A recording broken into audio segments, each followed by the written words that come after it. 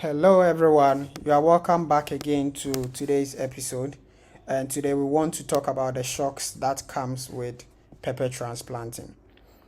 So after we had cut our holes, we've done the staking. What we did was that we moist the ground, then we used the long stick just to punch holes right by the drip tape. Now we did this 2 days before we did the transplanting to make our transplanting process very easy. So that when we come in the morning, we did our transplanting in the morning. I spoke to a couple of farmers who have done theirs also in the evening from 3 p.m. And normally the transplanting is done after after the afternoon or getting close to the evening due to the fact that the weather is very cool. I didn't have the luxury of finding people to help me, to assist me to do the transplanting. I knew the people that I got, they were available in the morning. So I had to make use of that. I had 6 people with me that helped me to do the transplanting. So these are the seedlings as they were ready for us to transplant on the morning. We made sure that we soak them very well at the root.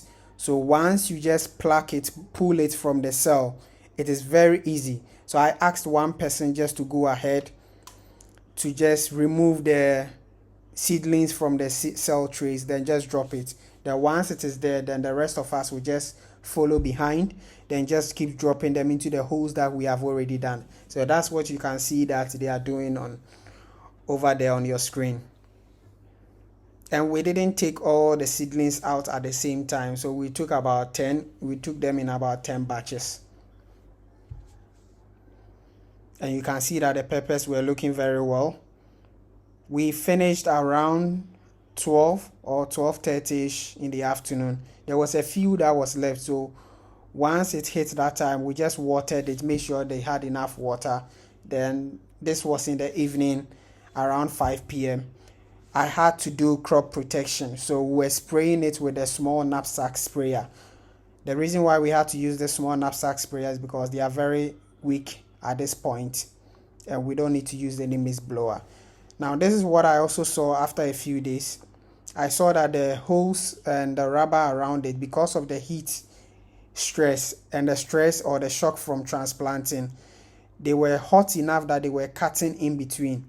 And when you are pulling up the pepper seed, sometimes the people are in so much of a hurry that they might also mistakenly stress the stem. So when you are pulling the stem, when they are pulling the stems, they stress it, or when they are putting it down.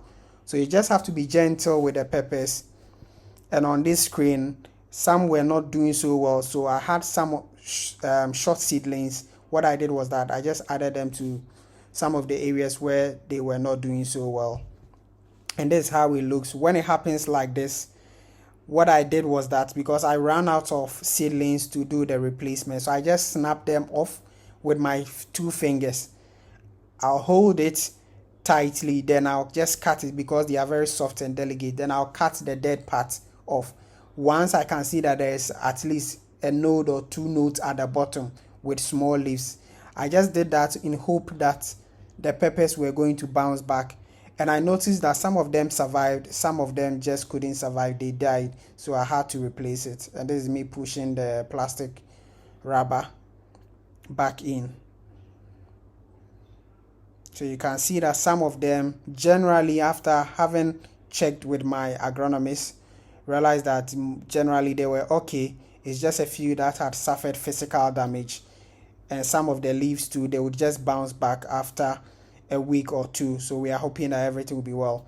At the time I'm doing this video, it's exactly a week after transplanting, and they are taking enough root.